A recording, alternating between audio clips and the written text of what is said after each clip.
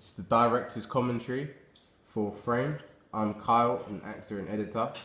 I'm Sam, cameraman and editor. My name's Ken, I'm an actor and an editor. My name's Glenn Hitchin, I'm an actor and editor.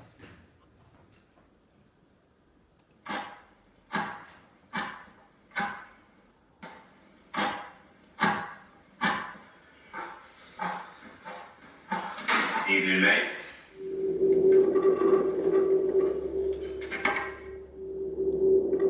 So the introduction of the antagonist juxtaposes that of the protagonist because we see a contrast in colours in the mise-en-scene, so it creates a great contrast and we are immediately able to see the two different sides of the sequence. Going back to the production company at the start, you could probably tell it's an independent company. Behind the idea of the rough edges, the texture, it kind of connotes all the factors of a low budget film company. Yeah, we went for a low budget film because being students, we knew that what we could produce wouldn't be industry standard. Therefore, we decided not to go for a big production company such as Paramount Pictures or etc. And we just made our own production company, Rough Cut Productions, and this helps because the video that you're going to see, as you can see, is a low budget film. In addition to this, we also decided to open with a scene of the protagonist Alan cutting onions. The knife. The knife. What is the knife? The knife acts as iconography. The knife has great relevance as we learn this as the plot of the sequence unravels, as ultimately this is what Framed is all about. Framed is around the point of a knife being put in the eyes of someone else or made for someone to look like they've done a crime that they haven't committed. So the fact that we show this knife early on, common sense tells you that this knife has or connotes danger. In addition, the knife being in the hands of the protagonist contrasts the ideology of what a protagonist is all about, and the fact that the protagonist shouldn't have such a murderous object in his hand to begin with. What's that you're cooking, by the way? Stir fry. Shogun. So I guess I'm getting such a child, you.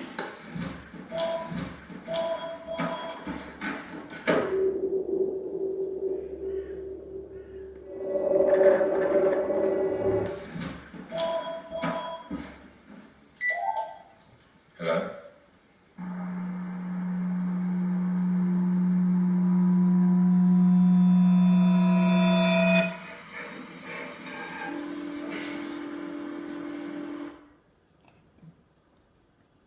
So, as you can see from when we last paused the film, we've progressed, adding titles into the sequence, such as the names of ourselves and a few others. How we decided to add these sequences in is just to filter them in places where they'd fit smoothly and not really have a profound effect on the image overall. So some of them have faded in. For example, the shot of Glenn's name was ripped off the screen when the antagonist ripped the face off the wall. So we've just managed to filter in. So going on from Ken's point, the titles would work with the chronology of the actual sequence. So this is the sort of case of working in time with what's going on in terms of visuals, and we use sound effects such as the one prior to where it's just been paused, where the antagonist looks upon Alan, and the dark mise-en-scene which contrasts the light acts as discordant colours and it is able to create suspense. We captured this scene here due to there being a large frame around the picture. The frame links in with the name of our opening sequence. Going back to the cave scene, to point out like all the conventions of thriller is like shadows, like high pitched sounds, and all of that. I think we showed a great deal of this as the dark cave. All the light is kind of behind the protagonist, which is which is shown with the object, which is kind of a axe or something like that, which is not a very nice object. It's used to cut down trees, sometimes even used to kill people. So It's interesting. So going on from the frame sort of idea, this frame in this picture acts as iconography, and we tried to make these sort of motifs subliminal throughout. Guys, it's important to also look at how we represented social groups and their statuses, because these our two main characters are actually just students who both have working class jobs, and the way we've represented them is in a very positive light. One being a white person, one being a black person, both living in unity. This creates a very peaceful atmosphere, and it sort of just builds up that nice atmosphere that is going to be ruined so very soon by the antagonist.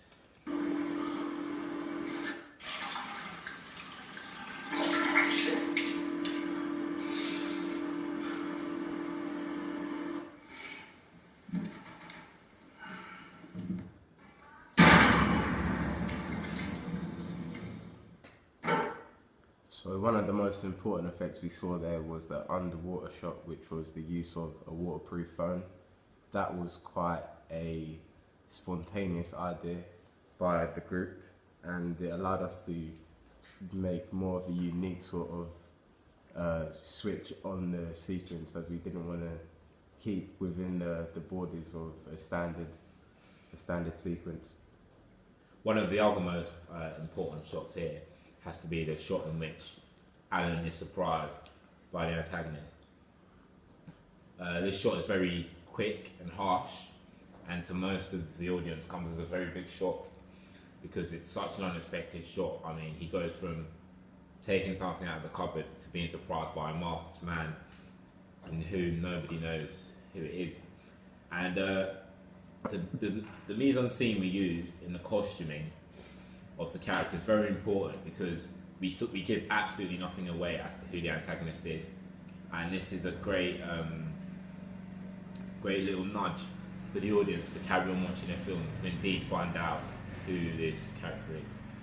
We took inspiration from the focus group because we found out that people enjoyed thrillers the most, and the one thing that everyone agreed created suspense was the idea of anonymity. So the fact that the antagonist is established, yet his face remains unknown, creates more tension. Following on from Ken's point, when Alan is surprised by the antagonist, the audience aren't expecting it. So for it to happen so suddenly, it creates the tension in which we wanted to create throughout the opening sequence. And with the film title of Framed coming up straight after it, it will make the audience think about the events that have just occurred and why they have maybe occurred. Going on from this point, we talk about Maslow's hierarchy of needs in the aspect of safety, and this comes at more of a shock because we see Alan and Marcus in the comfort of their own home, and it builds more suspense because the introduction of the antagonist is quite spontaneous and unexpected. So when we are looking at it as a wider picture, and we are considering that these roommates are in the comfort of their own house, it kind of awakens those who are watching. Yeah, and the title Framed and the way we've presented it on the screen is in fact a decision we all came up due to our research. We actually got this initial idea from a very good classic thriller film, Seven, and the way the titles came up. We liked the way in which the titles came off and sort of distorted themselves around the screen.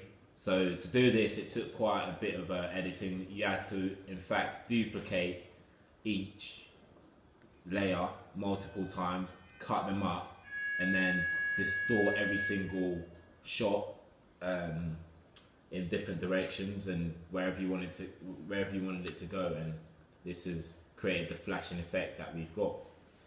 So.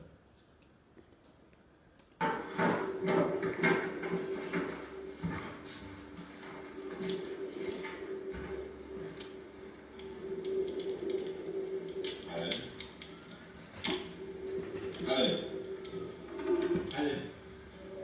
What's happened? You, Alan.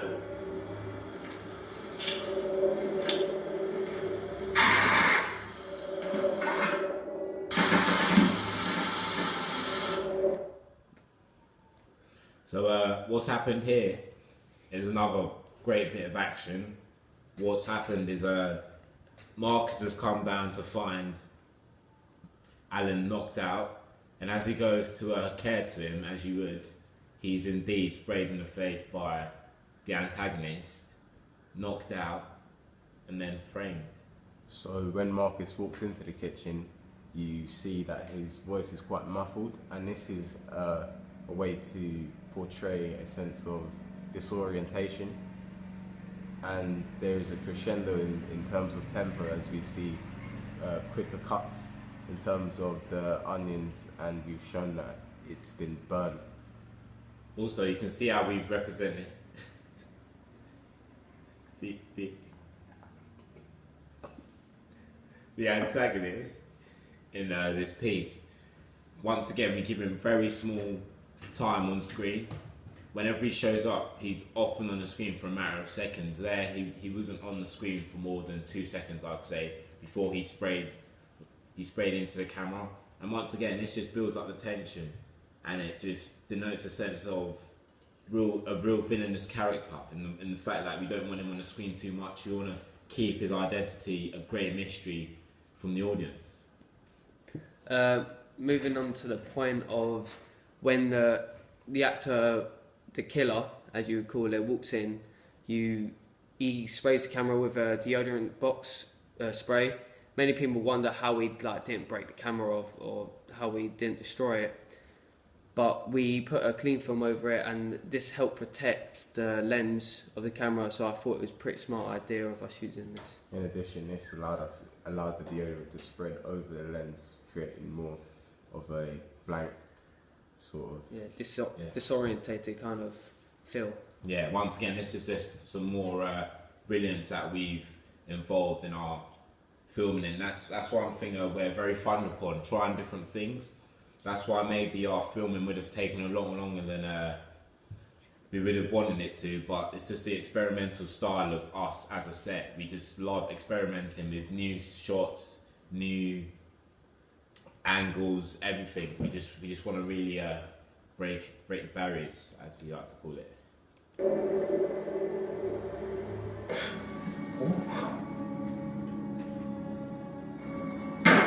Police!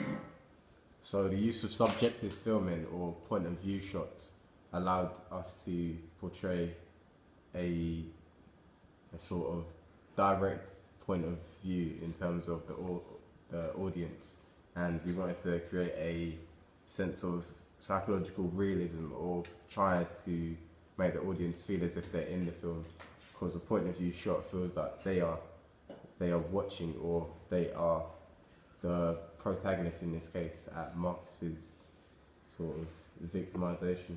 Again, at the end there, you only see the antagonist on the screen for a matter of seconds, which again adds more tension due to the audience still not having any idea who the antagonist is or what role they have to play or why they've done what they've done. So with this now being the end of the opening sequence, the audience will really start to think about who the antagonist is, and will want to watch on to watch the rest of the film to find out who he is. Following on from Sam's point, there's a great sense of dissatisfaction I feel the audience would gain from seeing this opening thriller sequence, in the sense that this antagonist has come into this group of students' homely house and just committed a terrible crime and manages to get off scot-free and framing one of the good guys in many senses. And this is one concept that, doing our focus group and our research, we realised a lot of people in our target audience, being young teens, they want to see happy endings in films. They don't like it when films end negatively. So I think this will really prompt them to want to watch on and see what happens and if justice is gained for this terrible murder. Thank you. Thanks for watching, and we hope you've enjoyed it. And this intrigued you. Sure.